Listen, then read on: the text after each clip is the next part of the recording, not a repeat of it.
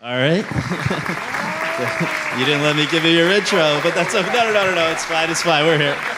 Ladies and gentlemen, the writer-director David Lowery, the producers Toby Halbrooks and James M. Johnston, and Casey Affleck.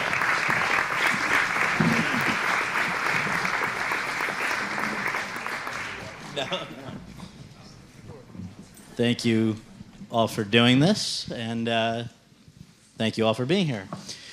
We are going to begin just with a little background before we get to a ghost story, if we can. And I'm also told to tell you guys, get this out of your system in the first minute, because then we're going to shut down photography, please. So I guess let's give it a second. We're telling secrets here, so no filming. Yeah, it's a good time to pour the water, I guess. I like to give a good photo. Just do a magic trick.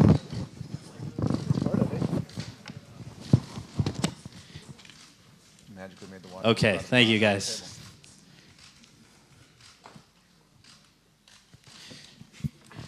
Thank you. And Good one with the side pony. yeah. Okay. You have all previously worked together, and I want to ask you about how that came about. And first of all, with Ain't the Body Saints, but also Toby and James, you guys go back even further with David, and so let's start there before we get to Ain't the Body Saints. Tell us how it started. Oh, here we go. So back in the day, before internet was a big thing, we had these little local magazines about filmmaking, and David put an ad in one for a feature film, or a short film, we'll say, he was making. And I answered that ad and met him at his house. My parents' house. His parents' house. And we started making a movie together, and I was one of the few people who just kept showing up every day and did a little bit of everything with David and made that film, and we just hit it off and became friends. What year, roughly, are we talking about? 99? Yeah, 99. Wow, okay. Yeah. We wanted to make a movie before the world ended in 2000. Right. So. I don't remember what year it was. Supposedly 10 or 11 years ago. Yeah. What's that math? I don't know Well, what year it is, barely. yeah, it's about 10 years ago. There was a really funny little horror movie shooting in Dallas, and I showed up to help a couple days, and David was helping out on that movie as well, and we met. And then we did a commercial job together, and then from that commercial job we started writing together, and then I accidentally started producing, and we never stopped working together. And we should just emphasize the point that you guys are working in Dallas, not Austin. Everybody hears Texas these days, and I guess because of Linklater and some of these guys, they assumed, and there is a big community there, but you guys are sort of really put Dallas on the map in a similar way. David. Yeah, but to me, it's all just Texas. Sure. Because Austin is so close. I mean, 3 hours is not that far in Texas. And, you know, they have a film society that has supported us. Our first feature, St. Nick, was financed by a grant from them. And, you know, South by Southwest in Austin was where our careers began, really. So to me, even though we don't live in Austin, we're just part of the greater Texas film community.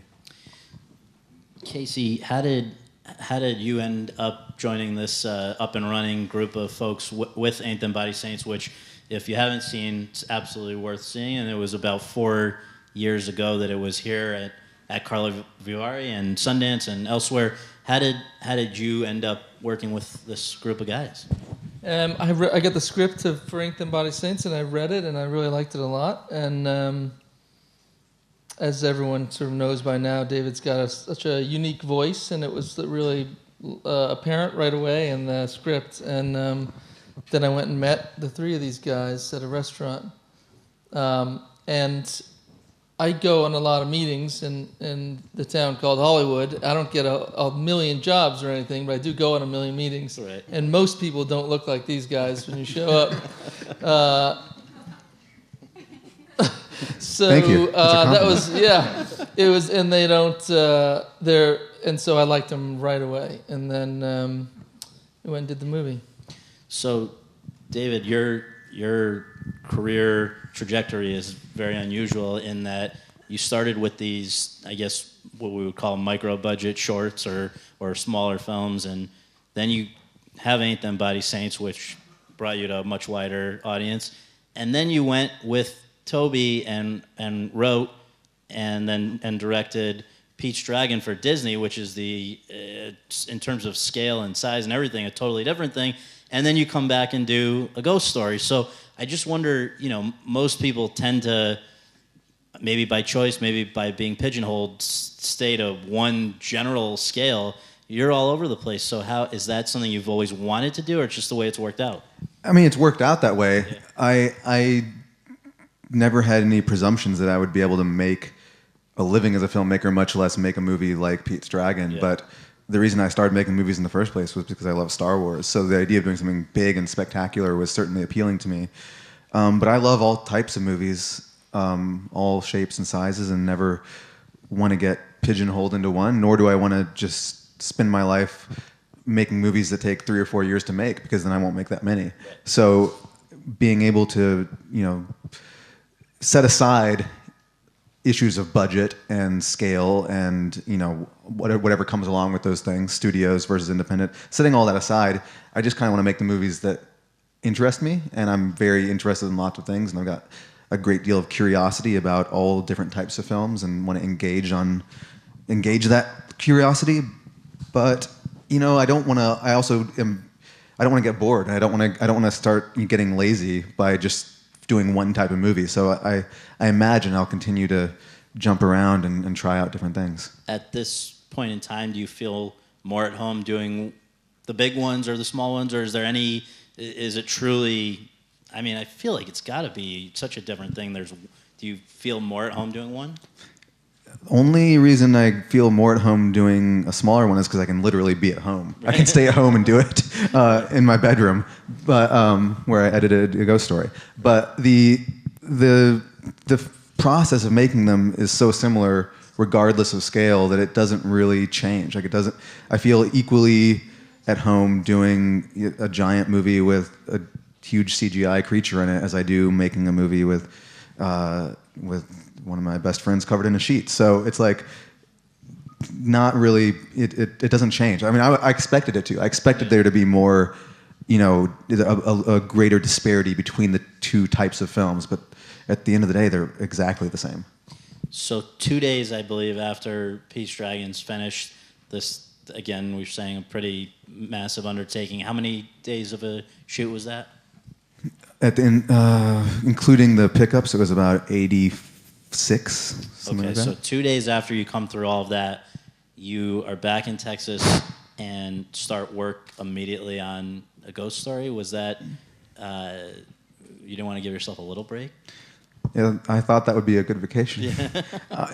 It was, a situation in which I felt that, we knew we had to release Pete's Dragon and promote it, and in that window there was like a month and a half where I could have gone on vacation, but I just had this movie I wanted to make instead, and that felt like a good time to make it.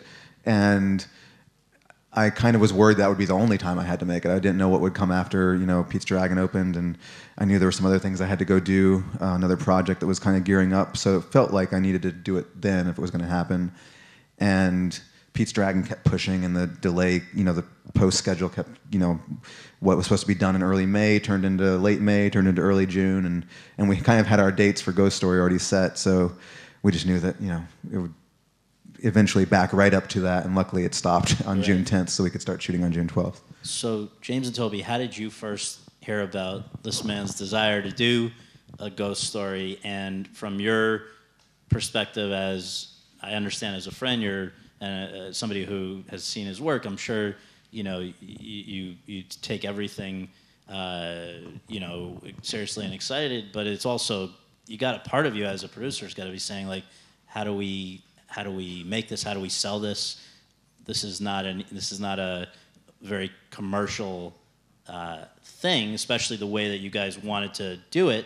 What is it? You saw a script or you heard an idea? How did it begin? Actually, there was talk about it before, but the most visceral memory I have of it is David sending an email, and it was, I think, an art photograph that someone had done of a ghost, a sheet ghost, right? It was a Gregory Crewdson photograph, Yeah. and I had photoshopped a ghost into it. Oh, that's what it was, yeah. And so David just sent that and said, "Here, this is our next movie," and that was the beginning. How did you process that? I mean, we don't really have a separation. We're not real producers in that sense. Like, there's no separation between being a friend and being a producer for David. So it's like, there's no consideration of like how we're going to market and sell this and all that kind of stuff. It's more about like, this is awesome, how we're going to make it. Like, how can we make it the movie that David needs it to be, and give him the resources and time that he needs to do it. That's the only real consideration, starting out at least. All that other stuff kind of comes later. Yeah, there's no, we're not calculating as far as like, how are we going to get this out into the world? Like, it's more just like, where do we find a house that we can knock down? And then we work backwards from there. And also, like, we financed it ourselves because we didn't want to, make anyone else like go along for this ride with us, but also because we wanted to keep it to ourselves. We wanted it to be something we just made ourselves, and that allowed us to not have to go. We never had to pitch it to anybody or worry about any of those things that come along with projects when you bring in outside equity or whatever, because we were just like, let's just do it on our own terms. Have you guys disclosed what the budget is? I think it just doesn't matter. Yeah. 100%. Because I mean, it's not quantifiable, because we have actors like Casey and Rooney, and a person who wrote the score who makes way more than we paid them normally. So it's like saying how much we actually spent isn't useful to anybody, and it certainly isn't a talking point. So when you write a movie that has very little dialogue except for this one sort of diatribe of this character late in the film, what does that look like as a script? Do you actually have to write more exposition, or do you than you would like? Is the script small, or is it bigger than you? It was about 30 pages, yeah. And it's remarkably close to the film. Like, I went back and looked at it the other day because someone was asking me that same question, and I was like, I should go look and see how close it is, and it's very, very close. And I put things into the script like, the running time of certain scenes was written into the script, or the lenses that we would use, the aspect ratio. The first line of the script is, this film will be in 1:3:3:1, and the only thing that changed was we removed a couple scenes for pacing purposes and moved a couple scenes around, but it's pretty close. And some scenes are very descriptive, like they go very in depth into like what is happening beat by beat. Like Rooney carrying that furniture out of the house at the beginning is an entire page of just very detailed description of what's going on. And then other scenes just say like, interior house day, the ghost sits by himself. So that would be an entire scene as well, and we would just elaborate on that. Or as you saw in the film, we have several scenes where he's just sitting in the house by himself. Yeah. And so it was as complicated as it needed to be and as simple as it needed to be, but the grand total of it was 30 pages. That monologue was in the beginning, right? Like, that was always part of it. The monologue was always in there, and that was written. That was like the big chunk of dialogue, and then there was a bunch of dialogue, a big scene with Casey and Rooney that then was sprinkled throughout the movie as opposed to being all in one place. But and it sounds like from the very outset, even before Casey knew that this was an idea of yours, you were set on presenting the ghost as a person in a sheet, from, sounds like, the photo that was sent around. Why, in the age of CGI and everything that you can do these days relatively inexpensively, why was that a decision of the way? Why was that your decision, the way you wanted to do it? It was a good image. Yeah. It's a strong image, and you can talk a lot about it, about the meaning behind it or the symbolism, but ultimately, like, if I were an audience member and I was presented with that image, I would say, yes, I want to go see that movie. That intrigues me, and that is reason enough to do it. I could talk all day about everything else that goes into it and all the other media, the films and things that, whether it's Halloween or this Spanish movie called Finisterre and other films that have used ghosts with sheets in it. But at the end of the day, it's a strong image. And one last thing before I turn to Casey here, I just want to ask about, I know you're talking about influences. There were also some foreign films that were important to you and filmmakers in terms of pacing and things that set this movie apart from most movies that we see in this country. Can you share what some of those were? We always our joke pitch for the movie was that it was a remake of Beetlejuice directed by Apichatpong Veerasethakul, and that's kind of what I wanted the movie to feel like. I wanted it to be a mishmash of those tones because I do love his films. I love Tsai Ming-liang. I love Chantal Akerman, and I love Hao Shen. Anyone, I love sitting and watching. Like the last shot of Stray Dogs, the last Tsai Ming-liang movie, which I think is 18 minutes long, of just two people looking at something. And I was like, that's a great shot. I love watching that. I love the experience of sitting in a cinema and watching that. But I also love going to the movie theater and getting scared by ghosts. So like The Conjuring 2 is something I've talked about a lot because I saw that right before we shot this and was like really into that movie. And I love the idea of films, to use a cliched term, containing multitudes. And I wanted the ability to have this very leisurely and meditative pace juxtaposed with things that are more fluid, more fast-paced, funny. Let the movie be funny and goofy at times. Have this portal to another dimension that looks like it's straight out of an 80s movie because we did our best to make that feel like an old-fashioned visual effect. We shot it with miniatures. Yeah. We did, we really wanted the movie to contain all of these influences, but never like imitate them. And we wanted to create this sort of unique tone by blending all the different, whether it's pace or aesthetics or composition or whatever it may be. We wanted it to consistently be evolving, consistently being changing, and to really let the film ultimately define itself on its own terms. Yeah. So Casey, this is not a part that would necessarily that all actors would gravitate towards.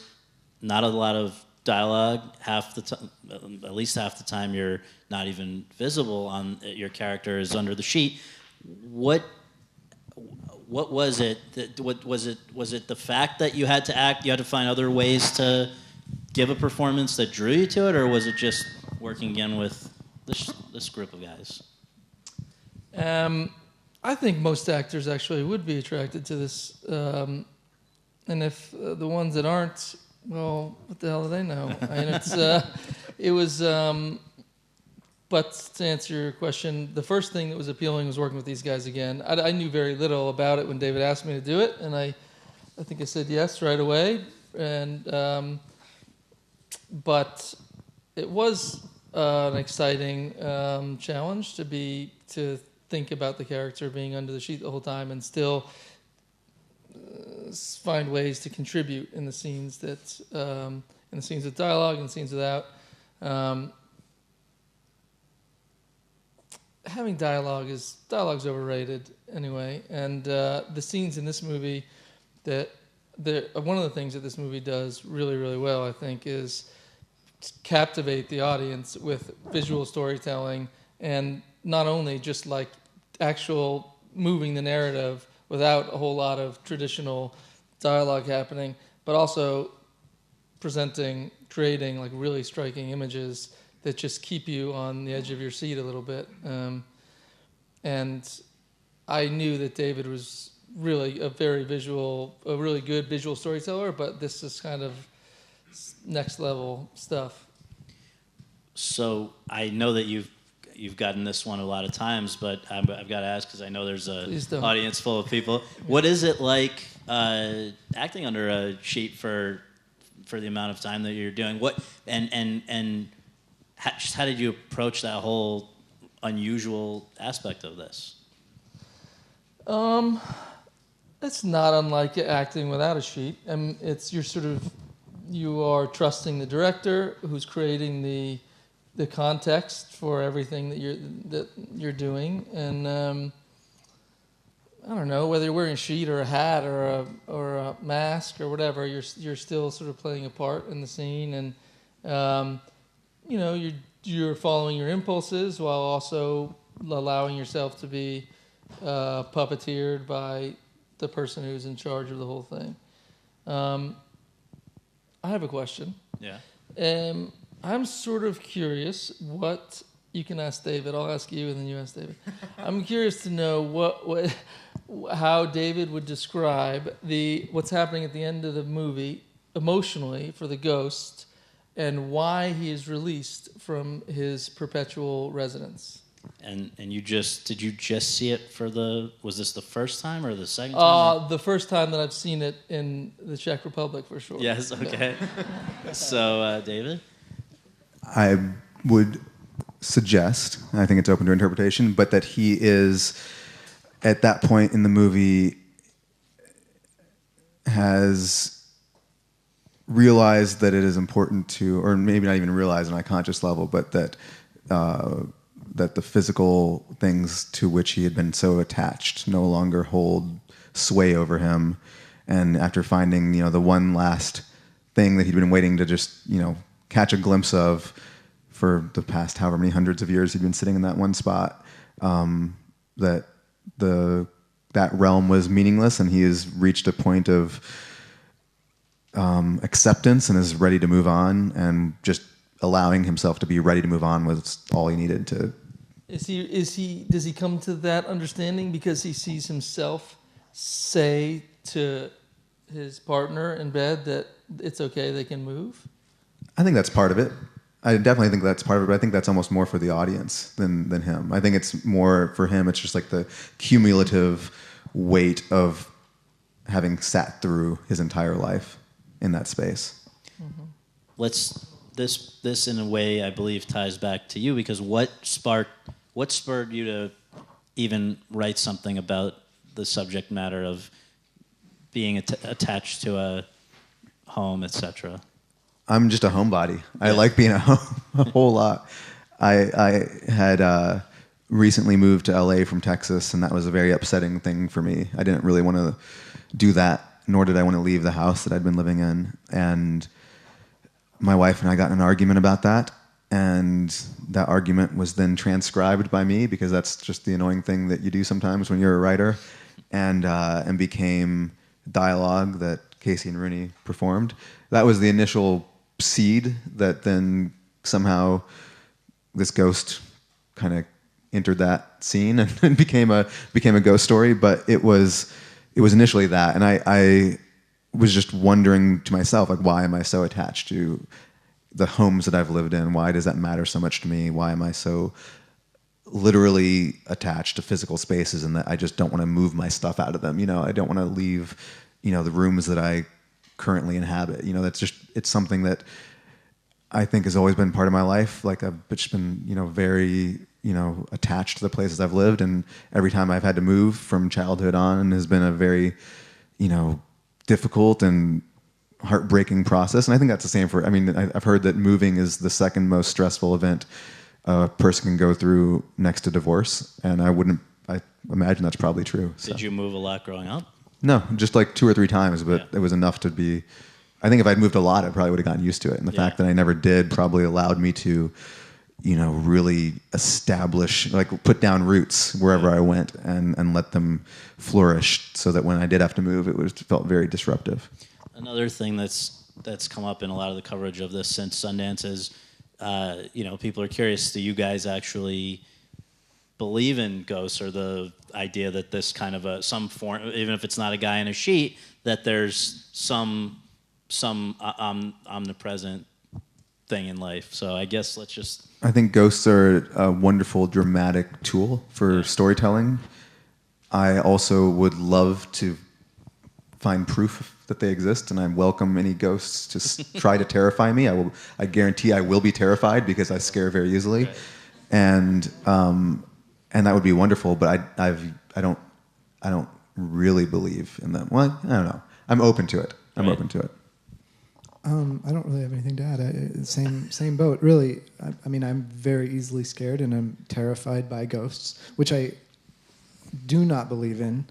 I want them to be there so badly sometimes, but they're just never there. They're quite disappointing. But I love them, and I love the idea behind them. I believe in nothing. So were you the inspiration for the monologue later on in the film? He doesn't seem to feel there's much of a point to anything either. Yeah, I regularly just quote that monologue in whole these days. Finish us out, Casey. I know it's a heavy subject matter. Ghosts, big part of your life?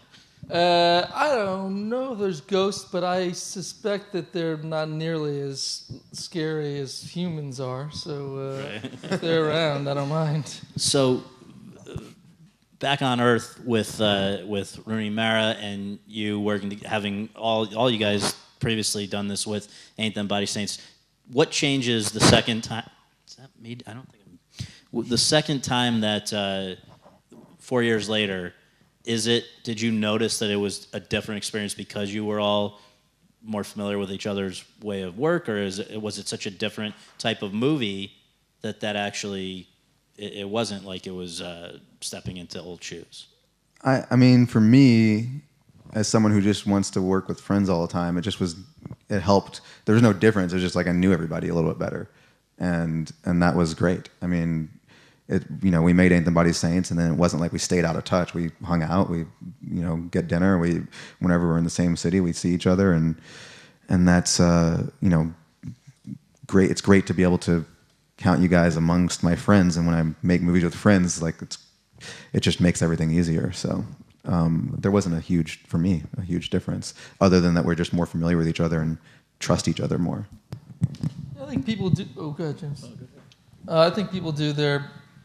I'm now just making this up for the first time. I think people do their best work when they feel totally not just confident and comfortable with people they know, but also when they're around people that they have so much shared experience with that they can really like fall on their face and they also understand what people are trying to communicate to them in a way that you kind of can only understand after having spent so much time together. But it's not just the four of us. There was Anel, the costume designer, has been around for their crew, and David's wife is in the movie, and it's a pretty tight-knit group of great people that makes for just a very pleasant, fun work environment. Who's your wife in the movie? She's, when Will Oldham's giving the monologue, she's the one with the red hair talking to him. Oh, okay. She's the one, who doesn't really subscribe to his point of view. And I have heard a rumor that you may also have a cameo in the movie? It's true. Toby and I both split time playing the ghost next door. So I think the first two scenes is me and the last scene is Toby. Right. It's miserable. It was that hot in there or whatever? We shot it in Texas over the summer, and it's 100 degrees every day. And that costume is not just a sheet; it's like a lot of layers for all the ghosts, and it is not fun to wear. Okay, one other thing I would get eviscerated for if I didn't ask. There's about I don't know how many minutes it totals. I've seen different numbers, but there's a pie scene in here that will be discussed forever when people talk about this movie. What, on the day, how did it all come about? But also, what in your viewpoint is the reason that was necessary to have? I mean, there's a bunch of reasons. It was important for her character to, for us to understand like where she was emotionally, and I think it was important to be able to witness a private moment that no one would normally see, because that's what Casey's character at that point is doing as well. She thinks she's alone, but she's not, and so we're privy to that moment as well. It's about, discomfort. It's uncomfortable for her. It's uncomfortable for the audience, but ultimately, it was really just a moment to spend time with her as a character, because the movie is short and there aren't that many scenes in it, and particularly for her character there weren't that many scenes, especially scenes with dialogue, so we had to find new ways to convey information, and a scene like that was a chance to convey a great deal with very little, and so that was what, it wasn't a scene that had a set running time. We just, we knew what the intent was, and we knew she understood why we were putting that scene in there and what needed to happen, and we just, set up the camera and lit the set and then let her do her job. Yeah. And it was as long as it needed to be. It was in the script from the beginning, and was one of those things that was like, along with like the 133 in the first line of the script, it was one of the things that was like, we're not gonna try to change that. You know, that's all, that's a, if you're reading this and aren't into this, you're welcome to leave. Because we know it's a lot to handle, and we knew even watching it, it was a lot for her to do, and you know, it's intensely emotional. And I guess as a viewer, because it kind of comes, as I recall, like in the maybe... It's like 20 minutes in, right. 25, something like that. So that's sort of you're either on board or you're not after that, right? And the movie speeds up significantly after that. Yeah. So yeah, it's like, you know, if I hope people enjoy it. I hope, because I really love watching that scene. It's endlessly, like, I just get hypnotized by it. But if it's not your cup of tea, it's a good opportunity to it's like, okay, now is the time to bail, because you know the movie does get to changes after that, but nonetheless it really defines what the movie's going to be. So I want to ask Toby and James what happens on a very low budget, it sounds like, without knowing specifics, but you know, a project like this, when after this house has actually been demolished, when you decide that there actually is something more that David would like to do in the house, what did that demand of you guys to make that possible? You learn a lot as you go over the years making movies, and like we totally planned on, we started some mid-June, and we planned on destroying the house mid-July as part of the end of the shoot. And we were like, boy, that was a dumb plan.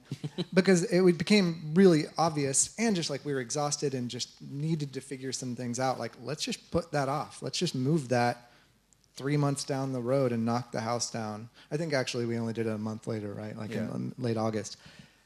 So we didn't run into that. Although we did have to go back and shoot a plate, and the house was just gone, but the trees and everything were still there, and we were able to comp something, and so we got lucky. But David edited for a solid month, right? About? Yeah, like from the time we stopped until, you know, the time that Pete's Dragon opened, we were just cutting the movie, and it didn't take long to put it together. I mean, there was a lot of finessing that had to be done, but overall it was we just followed the script. It was a relatively quick process to get a rough cut and figure out what else we wanted or things that we could do better. And because we were making this movie on our own terms, that was sort of our rule to ourselves. Like, let's not stop until we feel we've done the best we can do. And so there were scenes that we reshot, and there were scenes that we added, and additional material that we got that wasn't part of the initial plan, just because we felt, you know, like we'd look at it and see like a shot that was shaky, and we're like, let's do a version of it where that shot's not shaking.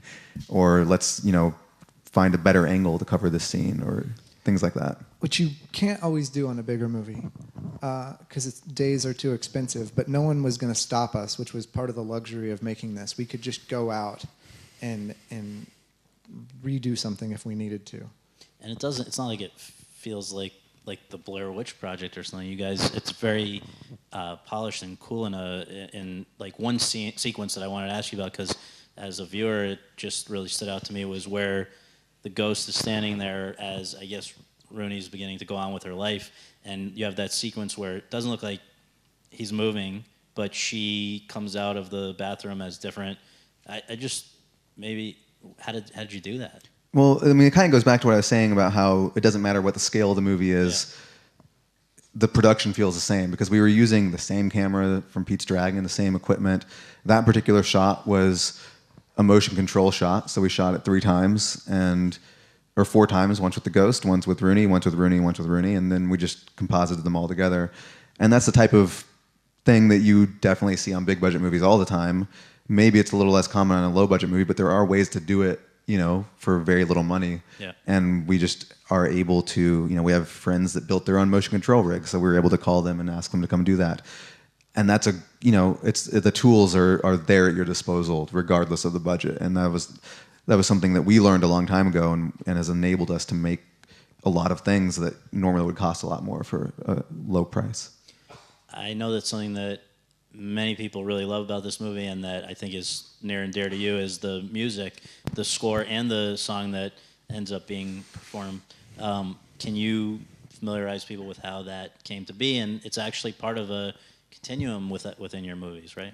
It's a continuum in life, because Toby grew up with Daniel Hart, who wrote the score, and he's done the score to all of our movies, from the short films on to these features. He did Pete's Dragon, he did Ain't the Body Saints, and he is an amazing musician, amazing, just, you know, human being.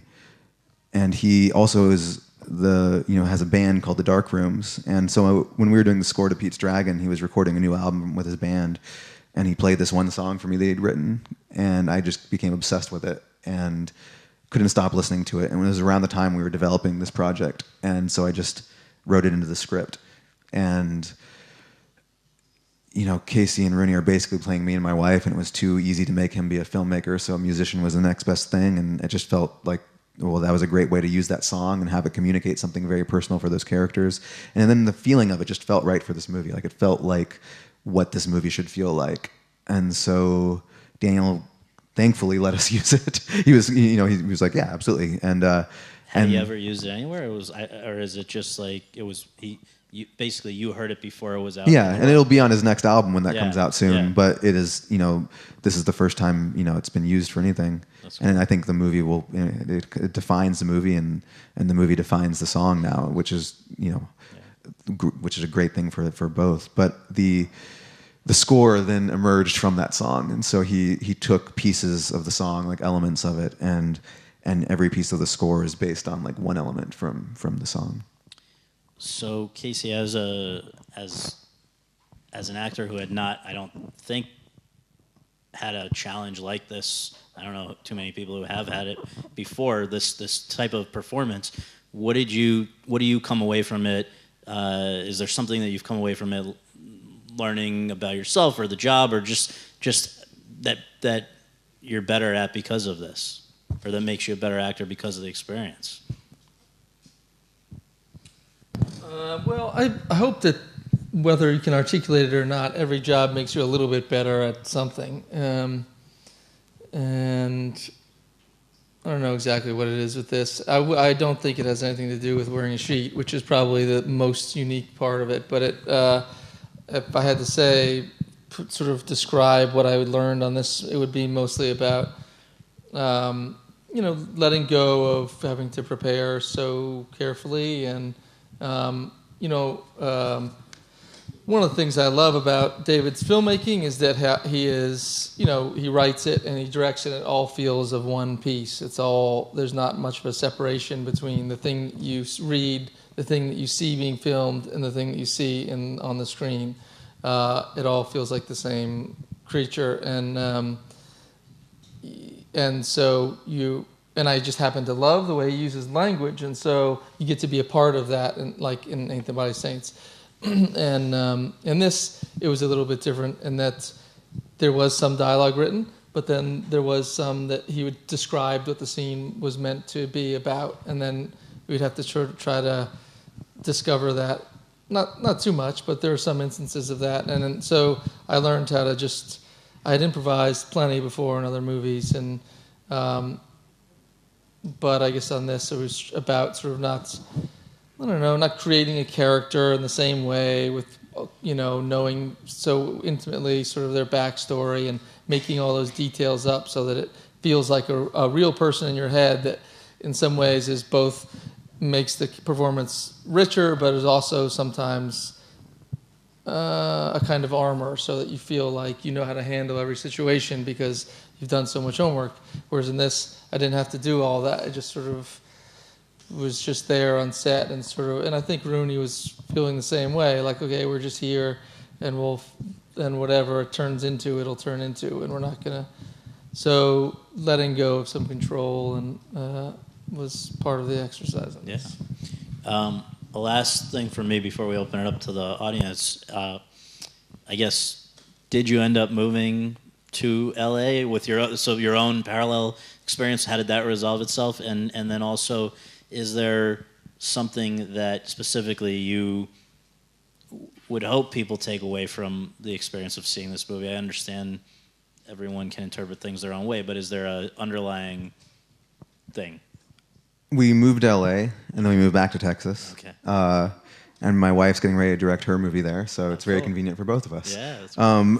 And I'm still, this movie is one of the few movies I can watch that I've made with some degree of objectivity, and I still haven't completely figured out what I take away from it, because it actually was more mince and experience watching it than I expected. I just was I didn't quite anticipate what it would turn into, or it does follow the script, but the cumulative weight of the experience of watching it was more than I had anticipated. So I'm still reconciling myself to that. But the one thing I know is that I find the movie immensely comforting. So I hope it's comforting to people. I've talked to some people who have seen it and feel despair, or they find it nihilistic, and they like it because of that. And I'm like, great, that's cool. I'm glad you like it. But for me, it's a very comforting experience, and it gives me a great deal of peace and solace when I watch it. And that would be, I hope, because that's a good thing, I think, in life, is to feel at peace. So I hope that it provides something of that sort to others. Thanks. All right. If you would raise your hand, I think we have microphones that can come to you. What's that? Oh, okay. Here, take this one.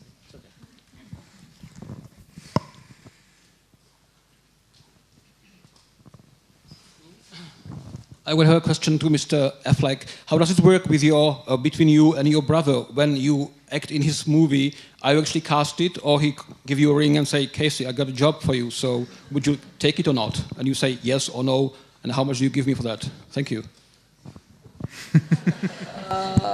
Yes, I think you've described it well. He would call me, share a script with me, and say, "Would you like to be in it?" And I'd say, "Yes" or "No," and then we would proceed from there. Does that sort of answer your question? Yeah. Yeah, sort of. Was there another part to it? I mean, if he takes you more as a brother or more as a business partner, so you are sort of on the same level as other actors, and you have to cast for that, or you are sort of having favor because you are his brother, so maybe sort of he say, okay, just forget it. I see. If I have to audition. Do you send in tapes? I only did one movie with him, and I didn't have to audition. He was trying to cast it. He tried to cast some other people in it, I think, actually, and one of them was a friend of mine. He said, "Do you know? Can you call this guy up and get him to read my script?" At that time, no one had known him as a director, so it was harder to cast it, and people weren't available. And then I was shooting another movie, and he came to visit the set, and he said, "Why don't you just be in it?" And I said, "Okay." And that was it. And your brother was a star after Pearl Harbor, and then his career was in limbo, and then he was up again, and now you are a star. So are you more competitors in a business, or you are more brothers? Okay, I think let's move on. The to this. distinction you're making seems trivial, but Yeah, it's not different than how we don't. Casey doesn't audition for us. We call him up, and if he wants to do it, he says yes. Same thing. We have another person, I think. Over there it is. Hi, I was wondering if you had any projects in the pipeline, and whether you'll stick to a similar scale movie next, or whether you were going to go larger scale like Pete's Dragon again. The four of us just finished another movie together that is in between. It's bigger than this one, but in many ways still feels roughly the same size, and it's a completely different type of movie called The Old Man, the Gun, and it's starring Robert Redford and Casey as a cop and a robber, and that will be out sometime next year. We're editing that right now, and then after that, we don't know. We're figuring out what we want to do next, but it's funny because scale doesn't really play into it. We're just trying to find something we feel like writing. Who's the cop and who's the robber? You're gonna have to. Okay. Anybody on this side? Yes.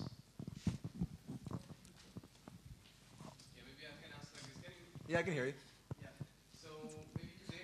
You know what? It's because there's a video that was being made. Yeah.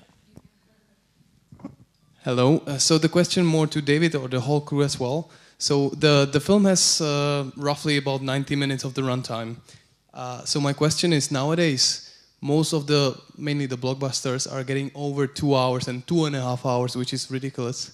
And it's hard to keep focused on that one. So what do you think about that? And is it tough for you to actually cut that movie into parts which are actually keeping it cohesive within 90 minutes or under 2 hours? This movie wasn't hard to keep under 90 minutes. I mean, I think the first cut was a little bit longer, and I like movies that are 90 minutes. That's a good running time. I feel like a movie should be 90 minutes or less, or 3 hours or more. And anything kind of in between is a commitment that just feels sort of awkward. And not to say that there aren't many great movies that are 2 hours and 10 minutes, but I love 90-minute movies. That's a great running time to tell a story. But some movies I would love that are 4 hours. I saw a 6-hour movie. Satan Tango is 7 hours. That's great. But it's never difficult to make the movies be. My scripts are always fairly short. I've never written something that's longer than 100 pages, and it is. Always my design to like try to make them flow as efficiently as possible. Even if there's a long scene in them, I'm always like trying to keep the rhythm and the flow of it feeling consistent, and I never want to put a scene in there that doesn't belong. So it usually clicks into place relatively quickly, and it's always like the minutia that takes me a long time to get right in the edit. Putting a scene in, flipping the order of scenes, like trying out, one shot versus another shot. Those things I'll spend a lot of time on. But the overall shape comes together relatively quickly, and they're usually pretty short.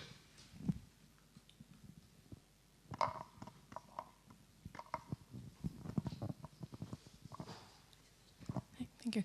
I have a question for Mr. Lowery. I was wondering how you came about to write this very long discussion scene at the party, because it does feel like it makes something that's very implicit in the movie that becomes stronger and stronger, that it really takes it to the surface and makes it very explicit. So maybe you can talk about how you came to write that and make the themes of this movie that overt. Yeah, the monologue that Will Oldham does in the film was something that I had written to just sort of figure out my own thoughts about what is valuable to me in life and in existence in the universe, because I was having, as many people do, just like a vague existential crisis about what I believe and what I believe is worthwhile and what makes life worth living, and what can we do to make our lives, to make the world around us a better place.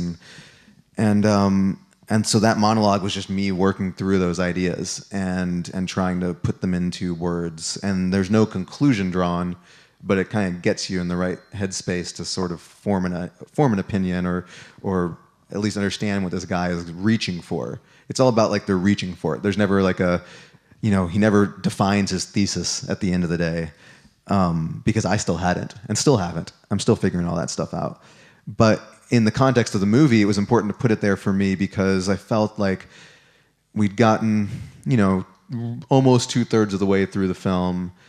There's been a lot of dialogue, or not a lot of dialogue. There's been a lot of abstraction, and as you say, everything is kind of under the surface.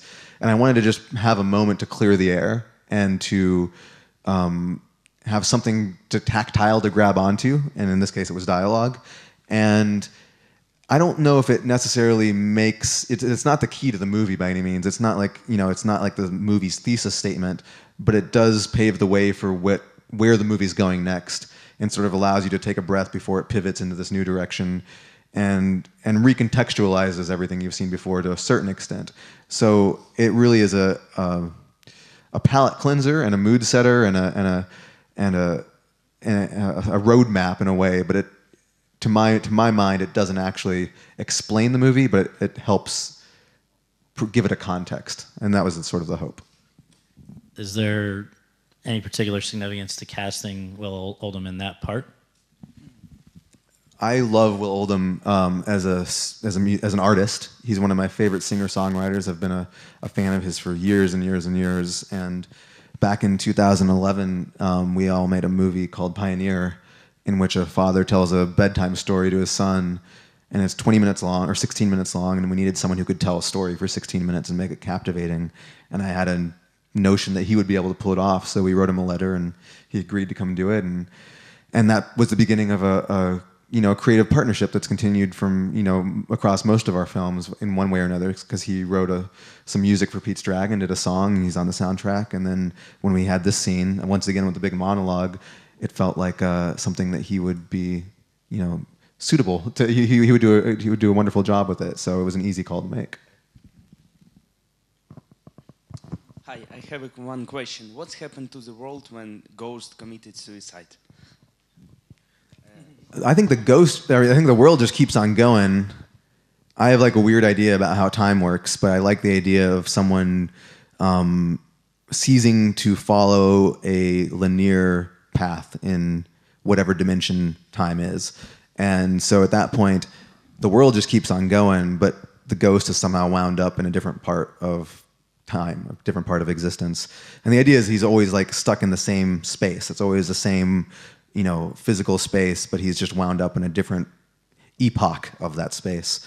And I just, you know, I think on a quantum level, everyone at this point kind of agrees that time is a dimension that we just move through in a certain direction because as humans we have to. And I love the idea of a character or an individual or someone ceasing to have to follow that particular rule. And that's just interesting to me.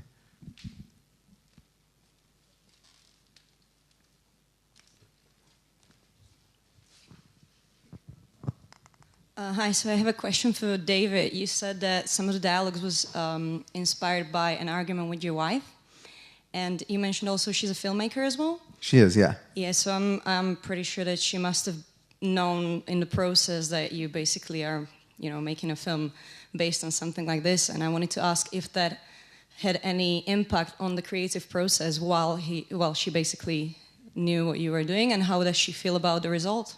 Is she here? Maybe we can. I don't think she's here. She was there when we were shooting it, you know, that scene, the argument stuff, and she, I think, is amused by it, and she's happy with she's happy that I've worked it out on film to a certain extent, and I'm sure there's always some, you know, hesitation when you take things that are very personal in your own life and see them represented on screen. But she also trusts me to do a good job with that and to do justice to whatever personal things I'm pulling from. So, I mean, she loves the movie, and I think probably wouldn't have agreed to be in it if she was mad at me. Well, she also had the more reasonable perspective in that argument. Absolutely, like absolutely. She like there was not. Yeah, it wasn't like you were revealing something. No, yeah. Thank you. Sorry to throw you under the bus. Good question, though. Yeah. I was the bad guy in that argument. I definitely You're not was. bad, just sensitive. Yeah. I think we have time for one or two more, so if you have it, don't be shy. Maybe these are our last two.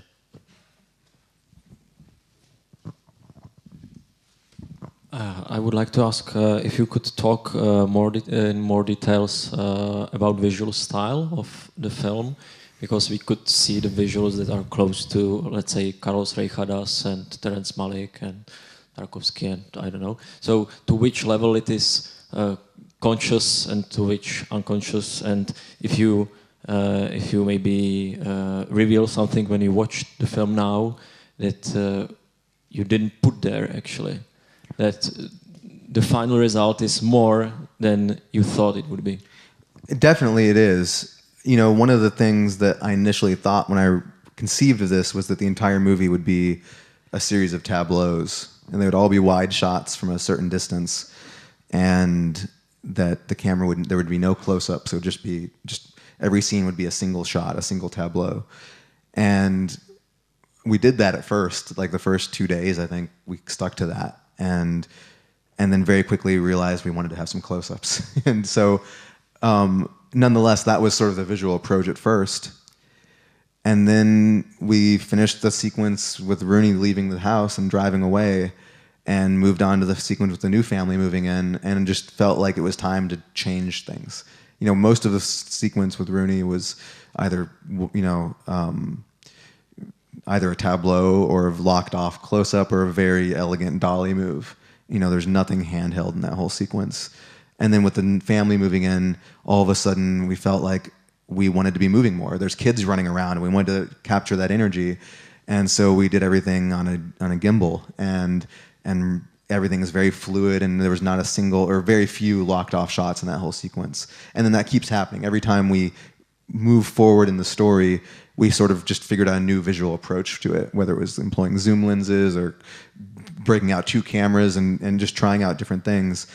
And so those initial approaches, you know, there's definitely like Tsai Ming Lang or even just going back to my initial influence of Gregory Crutzen photographs, you can see that very clearly in the beginning, and it's very definitely there. And then as it moves on, it changes. And as we're making those changes, you're operating more on instinct.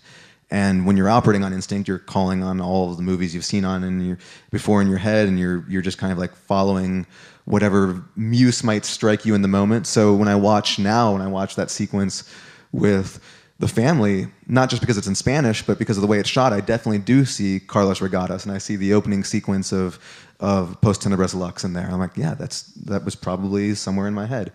And then when we get into the Pioneer sequence, it's a lot of zoom lenses, everything's sort of like locked off, and there's a little bit of Meek's cutoff, probably because there's covered wagon. Like you don't think about that when you're there, but then when you go back and look at it later on, you see all of that. And then you watch the movie as a whole, and the cumulative effect is that it feels like it's constantly mutating and transforming and revealing what it truly is. And so I don't know what it truly is at the end of the day. Like there's no one particular style that we're emulating or that we're trying to tap into, or people refer to slow cinema a lot when talking about this film, but I don't think it is. Like I think there's allusions to it and points where it does delve into that, but then all of a sudden it starts moving very quickly and those notions get cast aside. So the synthesis of all these different styles is fascinating to me, and it's something like when I watch it, it still does feel surprising and new because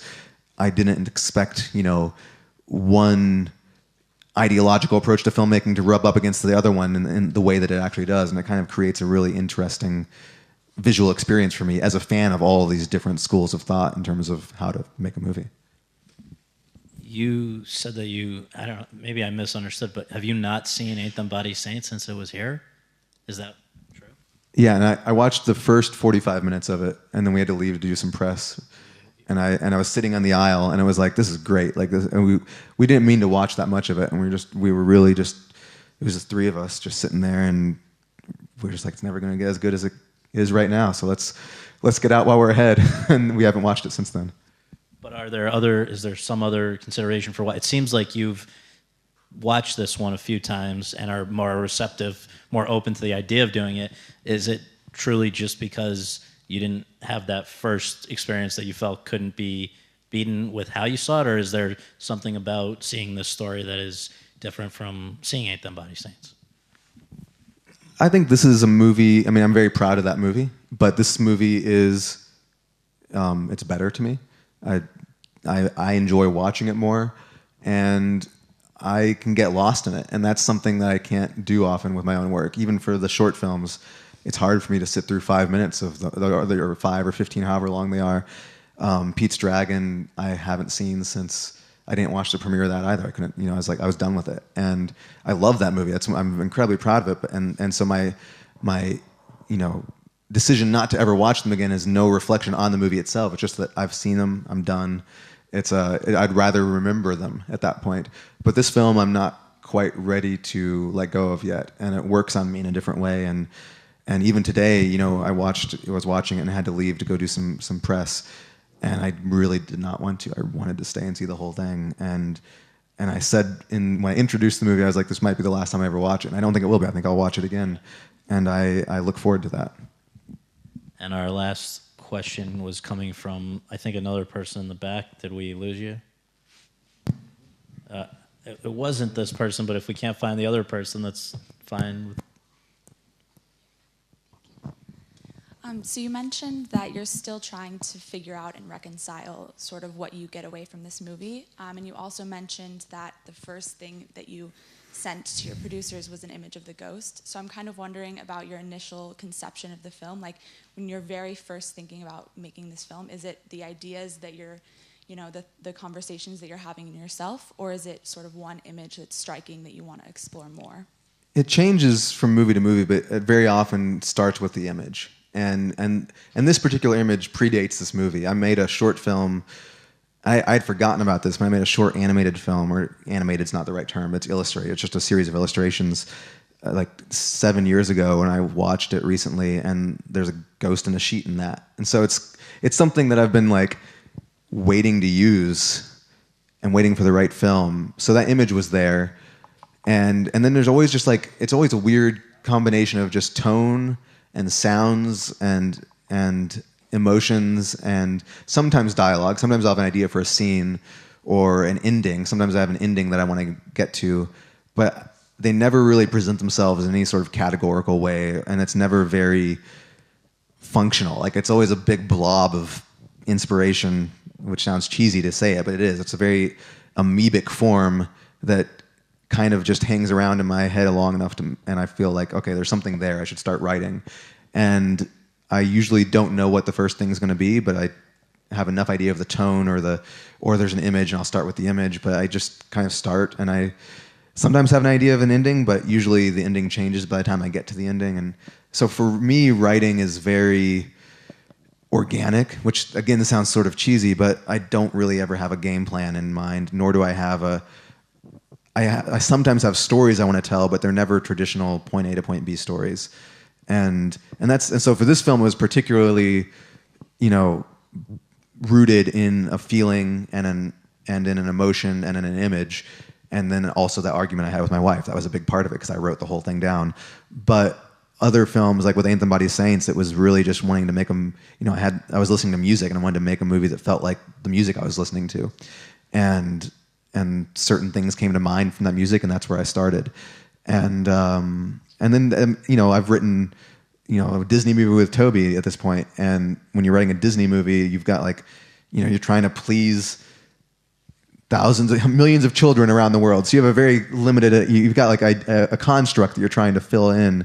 But even then, we're starting from a very emotional place to like, kind of like just trying to think like, how do we make memories of our childhood work within the constructs of what a Disney movie needs to be? So there's always different things. And I mean, I feel like this is not the best answer, but it's because it doesn't ever have like there's not a set process, nor is there a set definition as to what will compel me to sit down and start writing. And it usually is very inelegant in terms of the process. I just kind of like, it splatters out on the page. That sounds gross. I'm sorry for not answering that better, but that's really what it is. Well, thank you guys for coming to Carlo Vivar. Thank you for doing this, and thank you. Congratulations on the movie. Thank you all so much for sitting through this.